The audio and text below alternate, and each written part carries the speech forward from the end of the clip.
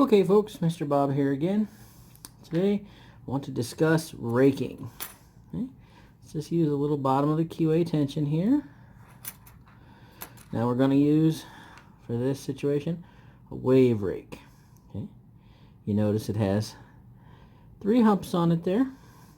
And basically they look like the waves of the ocean. You're just gonna move it in and out of the keyway like this. And basically what it does is it randomly bumps all of these little bits directly up to where they need to be. With a little bit of tension, they should jump right there. Let's see how fast we can get this done.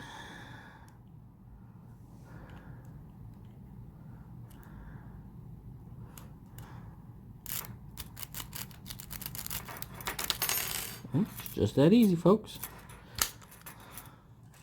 Let's do that again, just for, see real close. And you want to make sure, see now, the one with the waves of the ocean be going up. Like if you go this way, doesn't have the same effect. Now it could be used as a single pin pick this way if you were in a pinch, but that's not the design of what we're looking for here. And 1 pass in that time. Now remember, this is just a regular easy lock, folks. So it's just meant. But here, give you a little bit of a close-up, and basically, you see as I'm raking, those pins are going up and down random is basically what I'm doing. That's the same basic concept. And while applying the tension to the situation, just rake it as easy, put a little bit of tension. Easy enough, okay?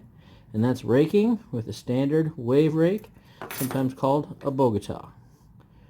Mr. Bob, over and out.